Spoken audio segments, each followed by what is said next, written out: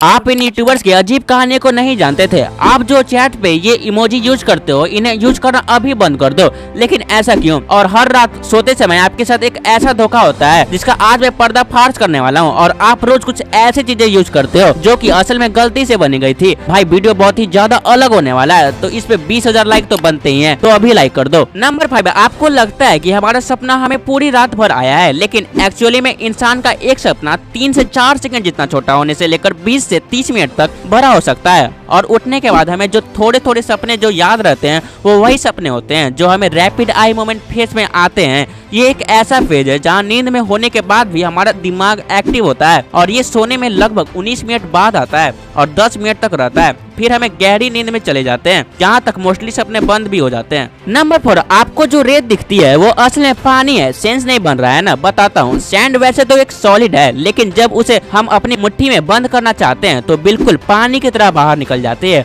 और हाँ, ये पूरी तरीके से पानी की तरह बिहेव नहीं करती, लेकिन एक ऐसी सिचुएशन है जिसमें सैंड जो है वो पूरे ही पानी जैसा बन जाती है। जब सैंड के अंदर एयर को मिलाया जाता है तो ये बिल्कुल पानी की तरह बिहेव करता है। और अगर आपको यकीन नहीं हो रहा तो इस चीज को देख लो। इसे फ्लूइडिफाइड सैंड कहा जाता है, जिसमें आप कोई भी ऑब्जेक्ट रखोगे तो बिल्कुल ऐसा बिहेव करेगा जैसे कि वो पानी के ऊपर हो। यहाँ तक कि अगर आप अपना हाथ भी इसके ऊपर डालोगे तो वो बिल्कुल पानी की तरह अंदर चले जाएगा। ऐसा इसलिए होता है क्योंकि जो एयर है वो सैंड के सेटल नहीं होने देती, इसलिए ये पानी की तरह बिहेव करता है। नंबर 3, आप जो इमोजी यूज करते हो इनके एक्चुअल मतलब आप नहीं जानते। आप इनको यूज तो करते हो लेकिन इनका मतलब आपको सही तरीके से नहीं पता। जैसे कि ये इमोजी, ये जो हाथ जोड़ने वाला इमोजी है, हमें लगता है कि ये किसी प्रेयर के लिए बनाया गया है, तो ऐसा बात नहीं है। ये एक्चुअली में हाई-फाई करता हुआ इमोजी है। उसके बाद ये ग्रैंड फेस वाला इमोजी, ये एक्चुअली में लोग सैड या अजीब फील करने पर यूज करते हैं, पर रियलिटी में ये एक्सट्रीमली हैप्पी या बहुत सारा स्माइल करने वाला इमोजी है। और ये वाला जो इमोजी है हमें लगता है कि ये रोने वाला इमोजी है, लेकिन ऐसा नहीं है। ये एक्चुअली में स्ट्रेस रिलीफ दिलाने वाली इमोजी है, यानी कि अक्सर हमारा काम हो जाता है तो हम एकदम रिलीफ फील करते हैं, ये वो दिखाता है। नंबर 2,